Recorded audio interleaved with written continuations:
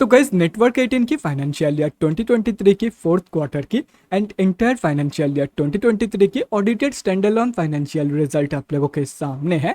And यहाँ पे जितने भी सारे फिगर्स दिया हुआ है वो सब लैक्स में है, सिर्फ और सिर्फ इस कंपनी की ईपीएस डेटा को छोड़ के। अभी देखो गाइस, यहाँ पे कंपनी की मार्च क्वार्टरली की रिजल्ट के साथ साथ एंटायर फाइनेंशियल ईयर 2023 का भी रिजल्ट दिया हुआ है, लेकिन सबसे पहले हम लोग इस कंपनी की मार्च क्वार्टरली की रिजल्ट के बारे में बात करेंगे, उसके बाद ही हम लोग एफआई 2023 की रिजल्ट के बारे में डिस्कस करने वाले हैं। तो सबसे पहले हम लोग इस कंपनी की इनकम से शुरू करते हैं। सो मार्च 2023 की क्वार्टर में कंपनी ने अप्रॉक्सीमेटली 54.77 करोड़ का इनकम जनरेट किया है। और अगर ये दिसंबर 2022 की क्वार्टर एंड मार्च 2022 की क्वार्टर से कंपेयर किया जाए तो दिसंबर 2022 की क्वार्टर में कंपनी ने अप्रॉक्सीमेटली 53.66 करोड़ का इनकम जनरेट किया था एंड दिसंबर 2022 की क्वार्टर में अप्रॉक्सीमेटली 50.15 करोड़ का इनकम। सो अभी अगर इस कंपनी की इनकम ग्रोथ के बारे में बात करें तो नेटवर्क 18 ने बोथ केसेस में, मतलब both quarter on quarter basis पे and year on year basis पे, दोनों के दोनों ही केसेस में एक बहुत ही बढ़िया पॉजिटिव इनकम ग्रोथ दिखाई है।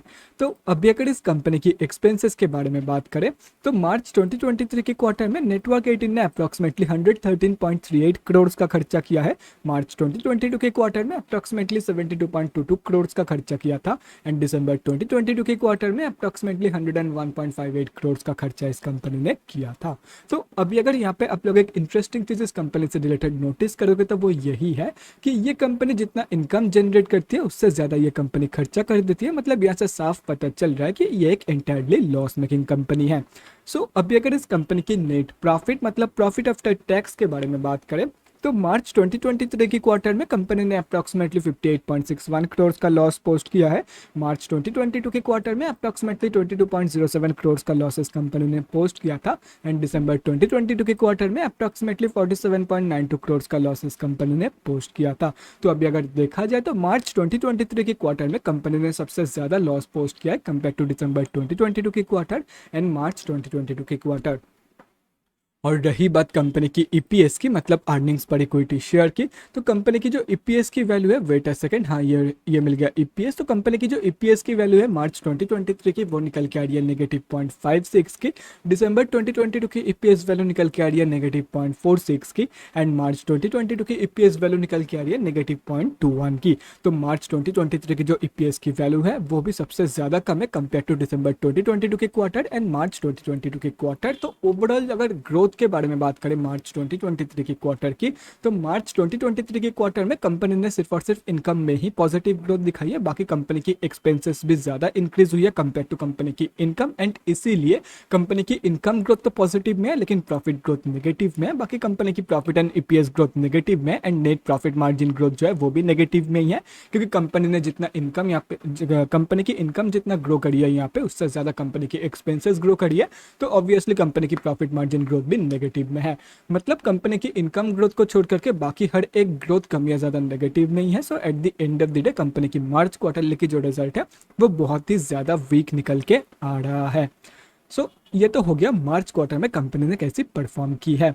अभी अगर एफवाई 2023 की परफॉर्मेंस के बारे में बात करें तो एफवाई 2023 में कंपनी ने अप्रॉक्सीमेटली 193.5 करोड़ का इनकम जनरेट किया है। और अगर ये फाइनेंशियल ईयर 2022 से कंपेयर किया जाए तो फाइनेंशियल ईयर 2022 में कंपनी ने अप्रॉक्सीमेटली 176.02 करोड़ का इनकम जनरेट किया था। तो यहाँ पे भी कंपनी ने इनकम में तो एक बहुत ही बढ़िया ग्रोथ दिखाई है। बाकी आगे का ग्रोथ भी देख ही लेते हैं।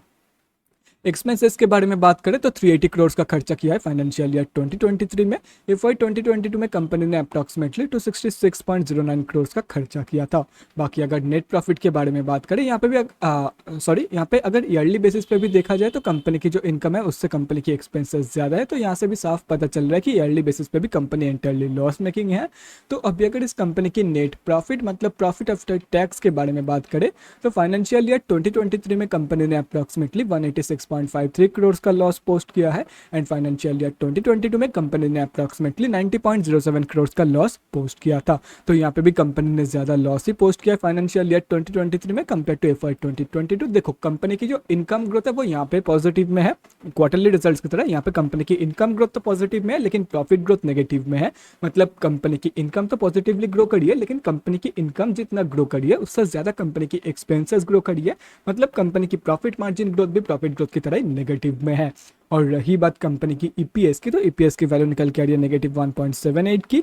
यह है for financial year 2023 and FY 2022 के लिए निकल के आ रही है 0.86 की नेगेटिव में। तो ईपीएस की जो वैल्यूज़ है वो भी ज़्यादा नेगेटिव में है फाइनेंशियल ईयर 2023 में कंपेयर टू एफवाई 2022। मतलब कंपनी की again profit margin, profit and EPS growth negative में है एफवाई 2023 में कंपेयर टू एफवाई 2022। तो यहाँ पे कंपनी की इनकम ग्रोथ को छोड़ करके अगेन बाकी सब ग्रोथ नेगेटिव में है। उसके ऊपर से लॉस भी दिया है कंपनी ने, मतलब लॉस भी पोस्ट किया कंपनी ने फाइनेंशियल ईयर 2023 में एंड मार्च 2023 की क्वार्टर में। तो ओवरऑल जो रिजल्ट है नेटवर्क 18 की, वो बहुत ही ज़्यादा बेकार निकल के आया है। नेटवर्क 18 ने बहुत ही बेकार परफॉर्म किया है इन फाइनेंशियल ईयर 2023 में एंड मार्च 2023 में। तो guys that's it for this video. अगले वीडियो में मिलते हैं guys. Thanks for watching and stay safe.